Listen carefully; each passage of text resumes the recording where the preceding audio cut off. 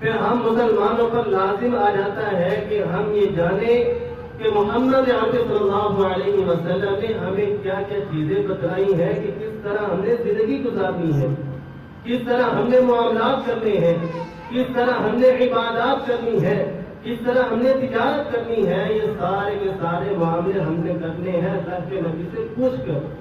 آج اللہ کے نبی صلی اللہ علیہ وسلم ہمارے پاس موجود نہیں ہے، لیکن ہمارے پاس ان کی احادیث جو صحیح طور پر محدثین نے محنت کر کے ہم تک پہنچائی ہیں وہ موجود ہے.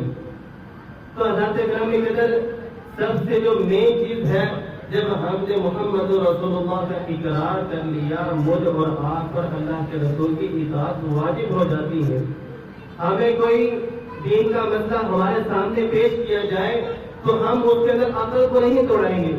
ہم یہ نہیں کریں گے کہ اس معاملے کے اندر مجھے حکمت نہیں سمجھ آ رہی، اگر میں اس طرح کر لوں تو کون سا گناہ ہو جائے گا یا دین کو کون سا نقصان ہو جائے گا. نہیں، بلکہ مجھ اور آپ پر لازم ہے کہ ہم نے محمد رسول اللہ صلی اللہ علیہ وسلم کی اتباع کرنی ہے. آپ کے سامنے دو مثالیں پیش کرتا ہوں. اگر آج کوئی کہے کہ میں روزہ رکھنا چاہتا ہوں لیکن میں نے سحری آدھے گھنٹے بعد کی ہے، فجر کی نماز پڑھ لی، آدھے گھنٹے بعد میں نے سحری کی ہے، تو میں 1 گھنٹے بعد افطاری کر لوں گا، لہٰذا میرے جو روزے کا دورانیہ ہے وہ پورا ہو چکا ہے. تو حضرت گرامی قدر یہ روزہ اس کا صحیح نہیں ہوگا، کیونکہ اصل جو روزہ ہے وہ بھوکا رہنا نہیں، اصل جس کی اتباع کرنی ہے. ہمیں مسلمان جب وضو کرتے ہیں، جب ہماری ہوا خارج ہو جاتی ہے، وضو ٹوٹ جاتا ہے. اب عقل یہ کہتی ہے کہ جب ہم ظاہر دیکھتے ہیں کہ ہم وضو ٹوٹنے کے بعد ان اعضاء کو دھوتے ہیں جن کا ہوا خارج ہونے کے ساتھ کوئی تعلق نہیں ہے. اب عقل اگر ہم دوڑائیں گے تو ہم سوال کریں گے کہ یہ کون سی منطق ہے، لیکن حقیقت یہ ہے کہ ہم پر واجب ہے اتباع کرنی ہے. ہمارے سامنے جو حکم آ گیا ہم نے اس کو اپنانا ہے، ہم نے اپنی عقلوں کو نہیں دوڑانا. حضرت گرامی قدر آپ کے سامنے اللہ کے نبی صلی اللہ علیہ وسلم کی 4 تعلیمات رکھوں گا. اللہ تعالیٰ سے دعا ہے کہ اللہ تعالیٰ ہمیں عمل کرنے کی توفیق عطا فرمائے. ہماری زندگیوں کے اندر آج کے مسلمان، خاص کر ہم لوگ، ہمارے پاس اگر دین اسلام میں سے جو چیز بچ کر رہ گئی ہے وہ صرف اور صرف نماز ہے. آپ نے بچپن سے سن رکھا ہے کہ اسلام کی بنیاد 5 چیزوں پر ہے. پہلی چیز کلمہ طیبہ جو ہم نے زندگی میں ایک دفعہ اقرار کر لیا، لا الہ الا اللہ محمد رسول اللہ. دوسری چیز نماز ہے. تیسری چیز زکوٰۃ ہے، وہ اس انسان پر فرض ہے جو صاحب استطاعت ہے. اگر ہم میں سے کوئی بھی صاحب استطاعت نہیں ہے تو زکوٰۃ کی سائڈ پر ہو کر رہ جاتی ہے. اگر ہم میں سے کوئی صاحب استطاعت نہیں ہے تو حج کی سائڈ پر ہو جاتی ہے. اب ہمارے پاس جو چیز بچی ہے جس پر ہم نے دین کی بنیاد کھڑی کرنی ہے وہ صرف ہمارے پاس نماز رہ جاتی ہے. اللہ کے نبی صلی اللہ علیہ وسلم نے فرمایا بین العبد و بین الشرک ترک الصلاۃ، کہ بندہ مومن اور شرک و کفر کے درمیان جو فرق کرنے والی چیز ہے وہ نماز ہے. حضرت گرامی قدر ان باتوں کو صرف سننے کے حد تک نہ رکھیں، اپنے ذہنوں کے اندر یہ بات نہ رکھیں کہ ہم نے صرف درس سننے کا اجر لے کر کے جانا ہے، بلکہ یہ عزم رکھیں کہ اللہ کے نبی کی جو تعلیمات سنیں گے ان پر عمل کریں گے، خود بھی عمل کریں گے، گھر والوں کو بھی عمل کروائیں گے، اپنے بچوں کو بھی اس کی تعلیم دیں گے. محترم ساتھیوں، اللہ کے نبی صلی اللہ علیہ وسلم کے صحابہ بیان کرتے ہیں کہ ہم اپنے دور کے اندر جب ہم نے فرق کرنا ہوتا کہ کون سا انسان جو اسلام کا دعویٰ کرتا ہے اپنے دعوے کے اندر مخلص ہے اور کون سا انسان اپنے دعوے کے اندر منافق ہے، تو ہم دیکھا کرتے تھے کہ مسجدوں کے اندر، صفوں کے اندر کون موجود ہے.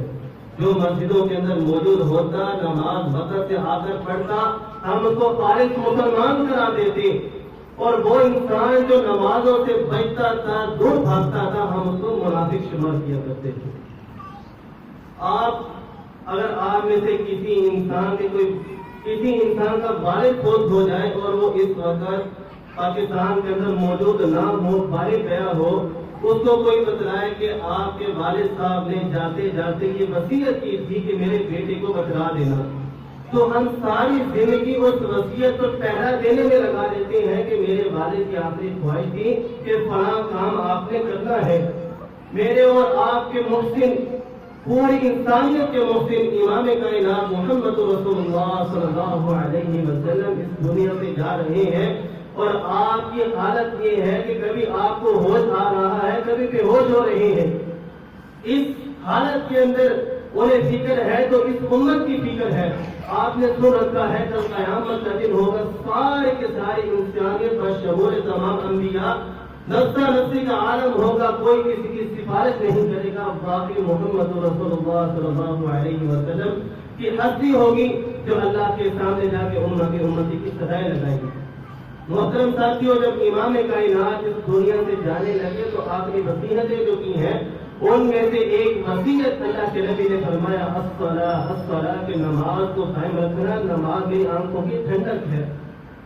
اب ہمیں چاہیے کہ ہمارے پاس دین اسلام جتنا رہ چکا ہے ہمیں محدود کر دیا گیا ہے، ہم جہاد نہیں کر سکتے، ہمارے پاس استطاعت نہیں، زکوٰۃ نہیں دے سکتے، حج نہیں کر سکتے، تو کم از کم ہم اپنی اسلام کی بنیاد نماز پر کھڑی کر سکتے ہیں۔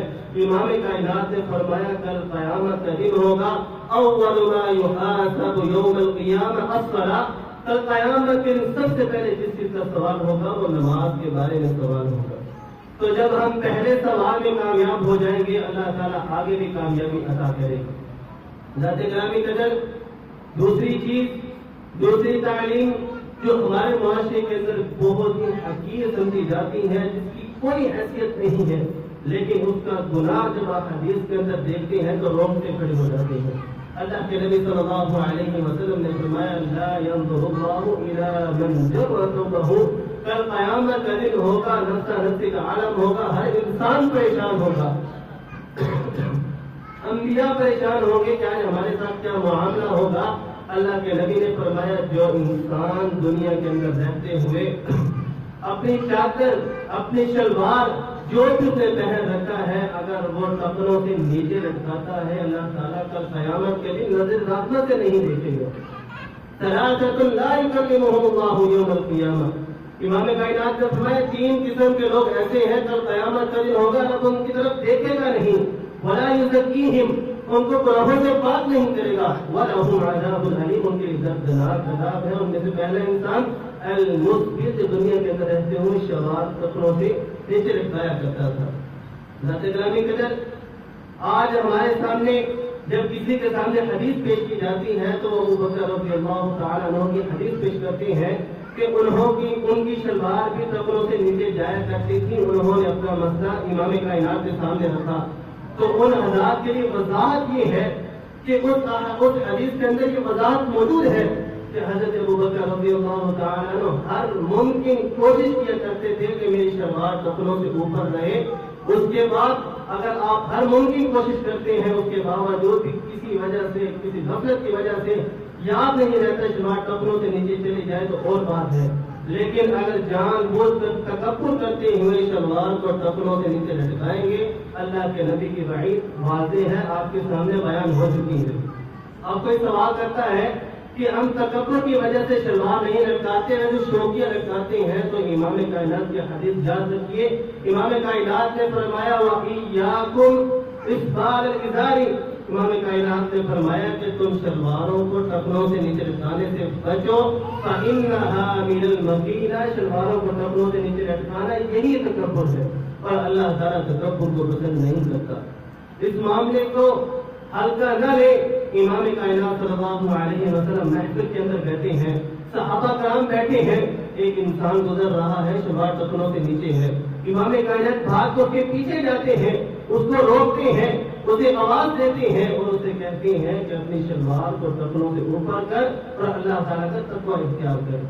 محترم ساتھیوں، حضرت عمر رضی اللہ تعالی عنہ پر ایک مجوسی نے حملہ کیا، زہر والا چاقو کے پیٹ کے اندر مارا، آپ شدید تکلیف کے اندر ہے، شدید تکلیف کے اندر ہے، صحابہ کرام موجود ہیں، ایک صحابی کی شلوار ٹخنوں سے نیچے جا رہی ہے، آپ تو حالت میں بولا نہیں جا رہا، لیکن اس کے باوجود اس معاملہ کی اہمیت دیکھیے تو اس تکلیف کے اندر اس انسان کو مخاطب کر کے کہتے ہیں کہ اللہ کے نبی کا فرمان ہے شلوار ٹخنوں سے اوپر رکھنی ہے تو اپنی شلواروں کو ٹخنوں سے اوپر رکھا کرو۔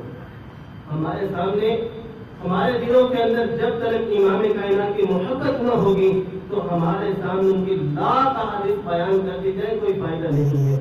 اپنے دلوں کے اندر امام کائنات کی محبت پیدا کریں, اپنے بچوں کے اندر امام کائنات کی محبت پیدا کریں, درود پاک پڑھا کریں, جب چلتے پھرتے آتے جاتے اٹھتے بیٹھتے اللہ کے نبی صلی اللہ علیہ وسلم پر درود پڑھا کریں, اللہ تعالیٰ سے اللہ کے نبی کی محبت مانگا کریں اور اہل بیت سے محبت کیا کریں. حضرت گرامی کے اندر تیسری چیز جو ہمارے معاشرے کے اندر اکثر غلطی پائی جاتی ہے وہ یہ ہے کہ جب مسجدوں کے اندر نماز کھڑی ہو جاتی ہے, اقامت ہو جاتی ہے, اکثر نمازی وضو کر رہے ہوتے ہیں تو جب انہیں یہ فیل ہوتا ہے کہ امام صاحب رکوع کے اندر جانے لگتے ہیں تو وہ دوڑ کر آتے ہیں, وہ دوڑ کر رکعت کے اندر شامل ہونا چاہتے ہیں. امام کائنات کی حدیث سنی, امام کائنات نے فرمایا جب تکبیر ہو جائے, امام نماز پڑھا رہا ہو, تم آؤ تو تمہیں چاہیے کہ پورے وقار کے ساتھ, عزت کے ساتھ اور سکون کے ساتھ آؤ. تم آتے ہو, ایک رکعت نکل گئی ہے, 3 مل گئی ہے تو 3 امام کے ساتھ پڑھو اور ایک بعد میں پوری کر لو. گویا کہ اجر کس بات میں ہے؟ اجر اس بات میں ہے کہ امام کائنات کی اطاعت کی جائے, اور اطاعت یہ ہے کہ آپ کی رکعت نکل رہی ہے لیکن آپ بھاگ کر رکعت کے اندر شامل نہیں ہو سکتے. آپ کو چاہیے کہ سکون کے ساتھ آئے, رکعت کے اندر شامل ہو. ایک ہماری عقل کہتی ہے کہ میں 4 رکعت پڑھ لوں گا مجھے اجر مل جائے گا, اور ایک طرف ہمیں حدیث بتاتی ہے کہ تم نے سکون کے ساتھ آنا ہے اور جماعت کے ساتھ میں جانا ہے, یہ اطاعت ہے. تو اجر کس بات میں ہے؟ وہ اطاعت کے اندر اجر ہے, ہمارے خود کا سوچوں کے اندر اجر نہیں ہے. چوتھی اور آخری چیز یہ ہے کہ ہم مسلمانوں پر لازم ہے کہ ہم اپنے اماموں کا عزت و احترام کریں. گرامی قدر ہم دیکھتے ہیں کہ ہمارے معاشرے کے اندر مسجد کے امام کو عزت نہیں دی جاتی. آپ دیکھتے ہیں دنیا کے اندر ہر انسان کو, کوئی کسی فیکٹری کے اندر کام کرتا ہے, کوئی یونیورسٹی کے اندر پڑھتا ہے, اس کو سرٹیفکیٹ دیا جاتا ہے کہ اس انسان کا کریکٹر سرٹیفکیٹ ہے کہ اس کا کریکٹر بہت اچھا ہے. ایک سرٹیفکیٹ وہ ہے جو امام کائنات نے ان لوگوں کو عطا کیا ہے, خیرکم من تعلم القرآن وعلمہ, تم میں سے بہترین وہ انسان ہے جو قرآن کی تعلیم حاصل کرتا ہے اور پھر لوگوں کو آگے کا قرآن کی تعلیم دیتا ہے کہ تم میں سے بہترین انسان ہے. تو پھر میں اور آپ ہم میں سے بہترین انسان کا احترام کیوں نہ کریں؟ ہم ساری زندگی بھی مسجد کے امام کی عزت کرتے رہیں, احترام کرتے رہیں, ان کی خدمت کرتے رہیں, پھر بھی ہم ان کا حق ادا نہیں کر سکتے, کیونکہ یہ وہ ہستیاں ہیں جو ہمیں بتلاتی ہیں کہ یہ عمل کرو گے کل قیامت کے دن ابدی جہنم سے بچ جاؤ گے, اور یہ عمل کرو گے کہ رب تعالیٰ کا قرب حاصل کرو گے. اگر امام مسجد نہ ہو, نہ ہمارے پاس ہمارے بچوں کو ناظرہ پڑھانے والا ہو, نہ ہماری نمازیں وقت پر ہو, نہ ہمارے جنازے ہو, نہ ہمارے نکاح ہو, یہ ہمارے معاشرے کا ایک لازمی جز ہے. تو ہمارے اوپر فرض ہے کہ ہم امام کی عزت اور احترام کریں. امام کائنات صلی اللہ علیہ وسلم نے فرمایا انما جعل الامام لیؤتم بہ, کہ امام اس وجہ سے بنایا جاتا ہے تاکہ اس کی اقتدا کی جائے. امام کائنات نے فرمایا اگر کوئی انسان دنیا کے اندر جتنا مقام ہو, اگر وہ امام کے پیچھے کھڑا ہے اور امام سے آگے نکلنے کی کوشش کرے گا, امام سے پہلے رکوع سے سر اٹھائے گا, پہلے سجدے کے اندر جائے گا, امام کائنات نے فرمایا مجھے خدشہ ہے کہ اللہ تعالیٰ اس کا سر گدھے کا سر نہ بنا دے. یہ امام کا مقام ہے. حضرت گرامی قدر یہ وہ ہستیاں ہیں جنہوں نے اپنی زندگیوں کو قرآن اور حدیث کے لیے وقف کر دی ہے. اللہ کے نبی نے فرمایا جو قرآن کا علم حاصل کرتا ہے, اپنے آپ کو قرآن کے لیے, حدیث کے لیے, دین اسلام کے لیے وقف کر دیتا ہے, دنیا کے تمام مخلوقات حتیٰ کہ سمندروں کے اندر رہنے والی مچھلیاں جو اس کے لیے دعا کرتی ہیں. پھر مجھ اور آپ پر لازم ہے کہ ہم اپنے مسجدوں کے امام کا احترام کریں, عزت کریں, اور یہ احترام اور عزت صرف ان کے منہ پر نہیں بلکہ ان کے پیچھے بھی احترام ہونا چاہیے. اور اصل احترام ہی وہ ہے جو منہ پر نہ ہو بلکہ دل کے ساتھ احترام کیا جائے. حضرت گرامی قدر آپ کے سامنے اللہ کے نبی کی 4 تعلیمات رکھی ہے. سب سے پہلے نماز کو لازم پکڑیں. دوسری چیز اپنی شلواروں کو ٹخنوں سے اوپر رکھیں. اپنی شلواروں کو ہمیشہ کوشش کریں, اپنے بچوں کو یہ سکھلائیں, اپنے بچوں کو لازم کریں, ان کے دلوں کے اندر اس بات کو بٹھائیں کہ ہم محمد رسول اللہ صلی اللہ علیہ وسلم کے امتی ہیں. دنیا کے کسی بھی موڑ پر اگر ہمارے سامنے محمد رسول اللہ کی حدیث آ جاتی ہے تو ہم نے اپنی بات کو چھوڑ دینا ہے, محمد عربی کی بات کو پکڑ لینا ہے.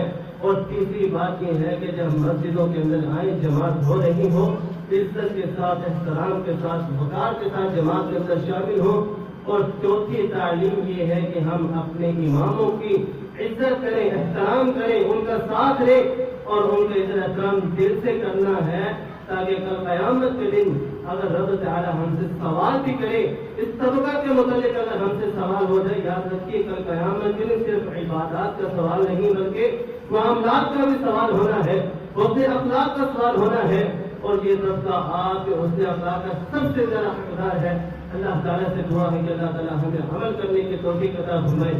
اللہ تعالیٰ ہمیں محمد عربی صلی اللہ علیہ وسلم کی سچی اور سچی محبت عطا کرے. اللہ تعالیٰ ہمیں اہل بیت سے محبت کرنے کی توفیق عطا فرمائے. اللہ تعالیٰ ہمیں صحابہ کرام کے بارے میں برے گمانوں سے بچائے, اور ہمارے معاشرے کے اندر جو فکریں موجود ہیں, چاہے وہ سوشل میڈیا کی صورت میں ہو یا جس طرح بھی, اللہ تعالیٰ اسے محفوظ رکھے, ہمیں خاتمہ بالایمان کرے. ربنا تقبل منا انك انت السميع العليم وتب علينا انك انت التواب الرحيم. وصلى الله على خير خلقه محمد وعلى اله وصحبه اجمعين.